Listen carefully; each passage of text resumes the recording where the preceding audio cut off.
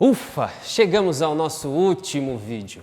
Eu espero que durante essa semana você tenha extraído bastante aprendizado e que seu mindset sobre segurança tenha sido impactado também. É complicado a gente viver num país onde tudo está atrasado. Quase sempre a gente está em primeiro lugar para as coisas ruins e em último lugar para as coisas boas. Mas eu acredito muito que os profissionais do mercado atual têm muito potencial para reverter esse quadro e colocar o Brasil para cima. E é nessa missão que eu tenho dedicado grande parte do meu tempo em conscientizar e alertar sobre esse perigo invisível, só que as consequências desse perigo são muito palpáveis.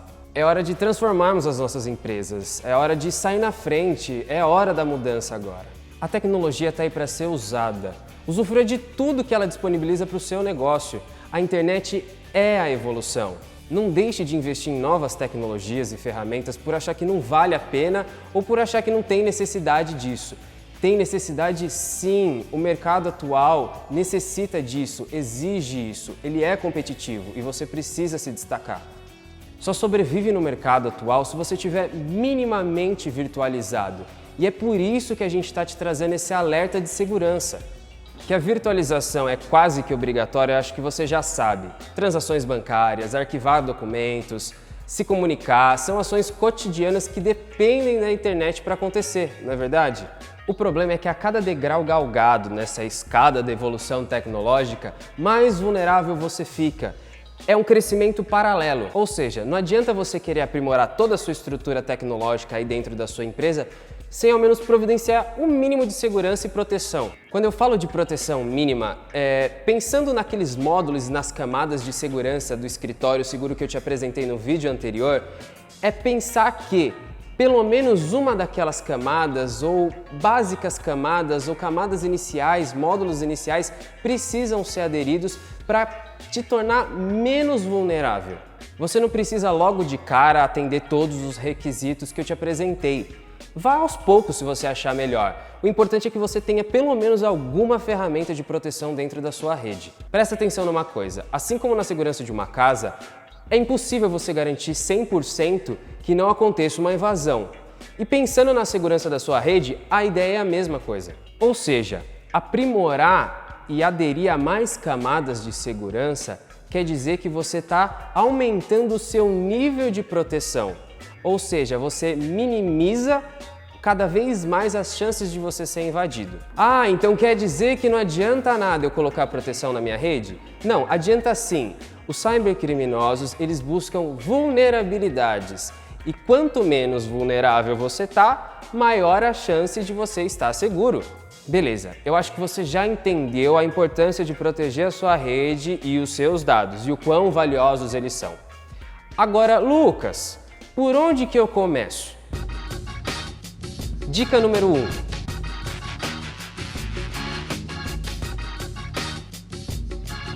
Em primeiro lugar, busque ajuda de quem entende do assunto. Ajuda profissional, igual você fez quando você se inscreveu nessa imersão. Com essa ajuda profissional, você vai saber mapear os seus riscos e colocar em ordem de prioridade para saber por onde começa, em quais camadas você vai colocar ferramentas de proteção. Então você vai verificar todas as camadas, saber se existe proteção, não existe, se sim, ótimo, se não, qual ferramenta a gente vai colocar para proteger. Então, essa primeira dica a gente chama de consultoria de segurança. Dica número 2.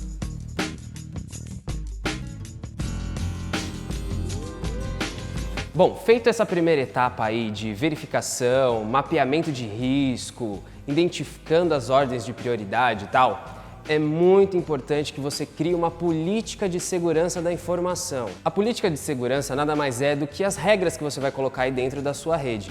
Por exemplo, quais sites podem ser acessados, o horário, quais as ferramentas, o perfil de cada usuário ali, se é um coordenador, se é um supervisor, se é um estagiário. É nessa hora que você vai definir tudo. E é para isso que eu convidei meu amigo e especialista Edson Ferreira para te explicar melhor como é que funcionam essas duas primeiras etapas de forma mais técnica. É com você, Edinho.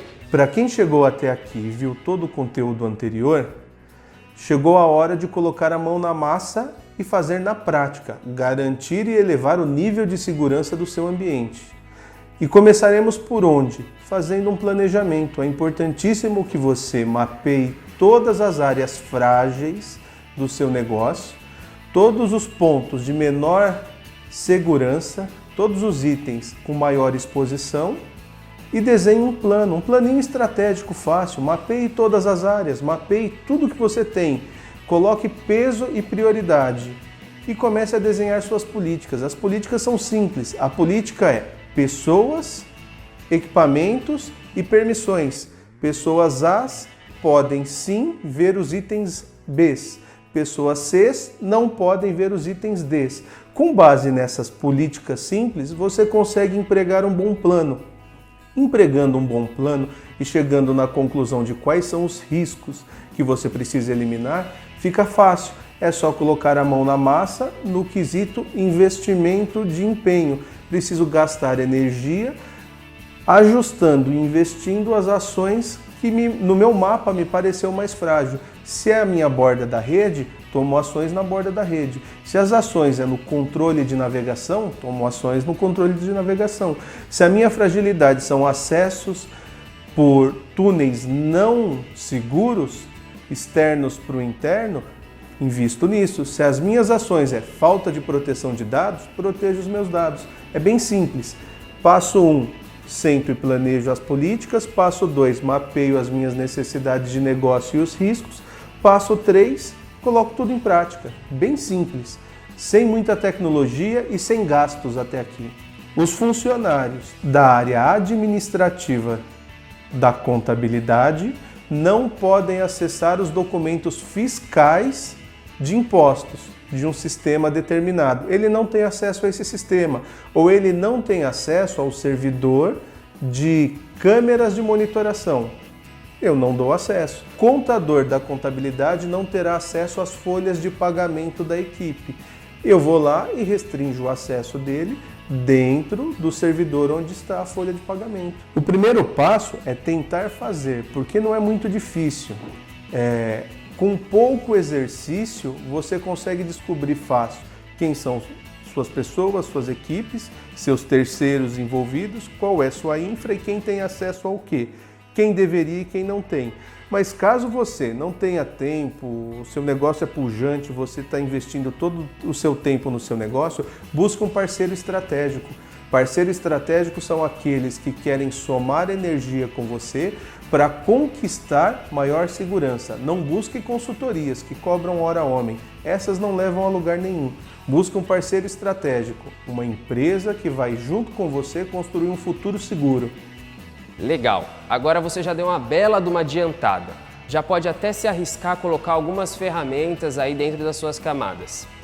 Tá, só que se até agora você não acreditou em nada do que eu falei, achou que foi tudo balela, então presta atenção na dica número 3.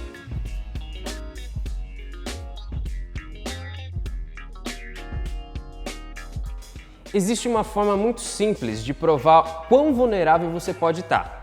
Aqui na Start a gente chama de scan de vulnerabilidade. O scan nada mais é do que um método onde a gente aplica ferramentas para descobrir vulnerabilidades na sua rede. Para ficar mais fácil, simples e claro de você entender, eu quero que você assista comigo a explicação que o Fernando Pisolato, coordenador de suporte aqui da Start, vai te dar sobre scan de vulnerabilidade. Fernando, ajuda a gente. O scan de vulnerabilidade, basicamente ele pode ser dividido em duas formas. A primeira delas é que você tem o scan de vulnerabilidade de fora para dentro, que conceitualmente é chamado de pen test.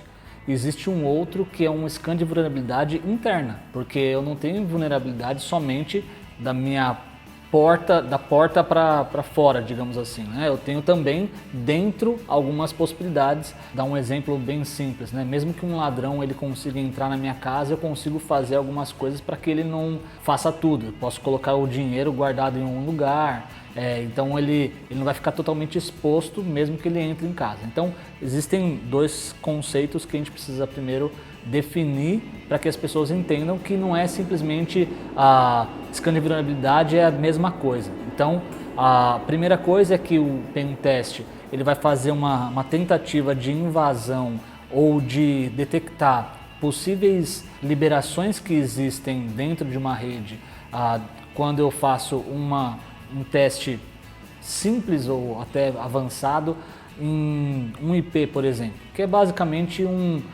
é o endereço da sua casa. Quando eu tenho um IP, eu estou falando aonde eu estou, né? Então, tanto que se você pegar seu IP e colocar no Google, por exemplo, você vai conseguir saber aonde aquele IP está hospedado basicamente, então ele vai te dar uma região onde você está. O teste de scan de vulnerabilidade, como eu disse, são 2 básicos, né? Mas que ele consegue se juntar em um só. E aí a gente tem algumas etapas para a gente poder fazer isso. Mas basicamente o conceito eu vou fazer uma análise conceitual, depois eu vou fazer eu vou aplicar um teste para verificar aonde pode existir uma vulnerabilidade e dentro dessa possibilidade eu vou criar então possíveis ataques. Eu sei que eu consigo pular o muro, por exemplo, então já que eu consegui pular o muro, agora eu tenho várias chaves no meu bolso. Então eu vou pegar essas chaves e eu vou tentar abrir essa porta. Talvez uma delas sirva, né? Só que qual que é a vantagem, digamos assim, de um hacker, né? E por isso que o scan de vulnerabilidade é tão interessante, tão importante, que os hackers às vezes eles sabem que em algumas portas a chave é a mesma. É uma chave mestra, digamos assim, então ela vai funcionar para todo mundo. Então ele já tem aquela chave, então a primeira que ele vai tentar é aquela chave. Então se ele conseguir abrir, ele já na verdade ele já sabe.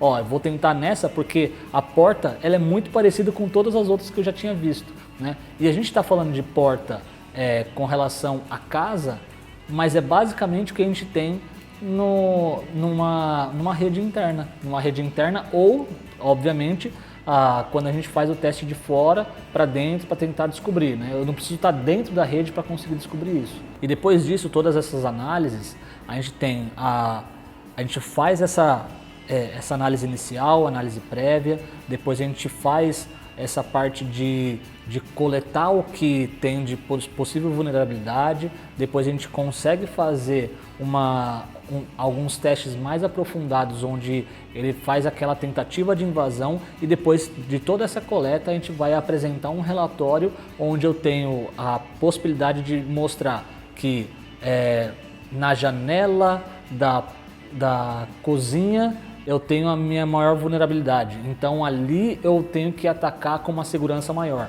Então eu vou fazer o quê? Por exemplo, vou dar um exemplo muito simples. Existem diversas empresas que elas precisam de acesso via Terminal Service, né? O pessoal não sabe, o RDP, existem várias formas de falar sobre isso, mas é basicamente aquele acesso que eu tenho remoto do Windows. O que acontece com esse acesso remoto? Muitas empresas elas liberam uma porta, que é a 3389 basicamente, para conseguir acessar da casa dela, né? O relatório ele vai mostrar justamente que ali você tem a possibilidade de um ransomware, porque hoje está em alta isso, né? Então, às vezes a gente não sabe, mas a gente está com um risco de algumas coisas. A gente já viu casos muito interessantes que a empresa ela nem lembrava, mas tinha um servidor que estava ativo, com um serviço ativo que eles nem lembravam e que tinha a maior vulnerabilidade e o maior risco para a empresa. Então, o que a gente precisa entender na questão do scan de vulnerabilidade é que o scan não é para me fazer pensar que eu estou totalmente vulnerável. É justamente o contrário, o que eu posso melhorar para que eu não esteja vulnerável. Né? Porque às vezes a gente fala assim, no caso da saúde, a gente fala assim, eu não vou fazer nenhum exame para eu não achar nenhuma doença. Né? Agora, se a gente fizer a mesma coisa para a nossa empresa, a gente está com uma grande possibilidade de fracassar.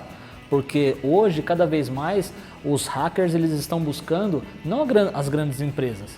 É óbvio que eles vão buscar as grandes empresas, mas muitas vezes eles estão preocupados em encontrar uma vulnerabilidade em qualquer lugar que seja para que consiga atacar e depois ele descubra o que tem lá dentro.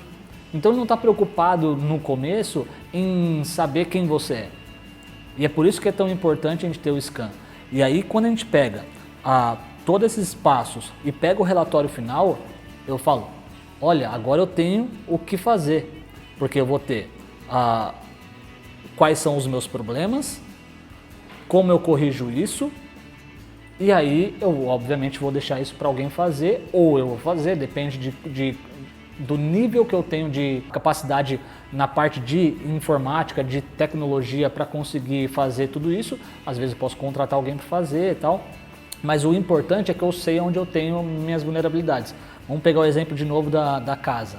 Se eu tenho um problema, muitas vezes a gente não sai no Mercado Livre, não sai numa empresa e começa a comprar todos os equipamentos para poder fazer segurança da casa. O que você faz? Você contrata uma empresa que sabe fazer a segurança da casa. Então você deixa a sua casa segura e paga alguém para isso, né?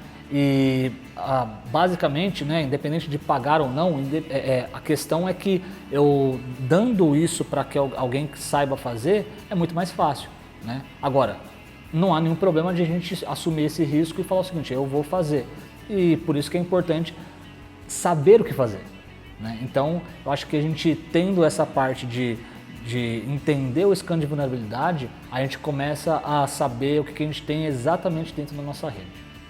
Agora sim! Valeu, Fernando. Se não tinha ficado claro, agora tem que estar.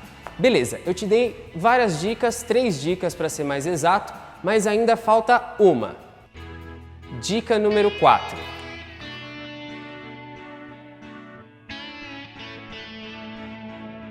Essa certificação é uma certificação viva, onde a nossa intenção é interagir com você e auxiliar você no seu ambiente, na sua rede, chegar a um nível de segurança adequado.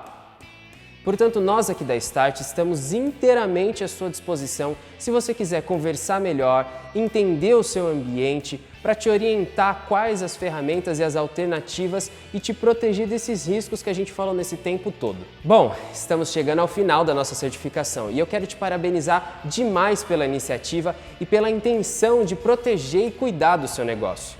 Como eu disse no início desse vídeo, eu tenho dedicado grande parte do meu tempo no auxílio às empresas que querem mudar e melhorar o ambiente virtual, que buscam uma transformação digital e contribuir na continuidade do negócio de cada parceiro nosso. Estamos muito felizes que vocês chegaram até aqui e dedicamos muito sucesso e muita segurança para você e para o seu negócio.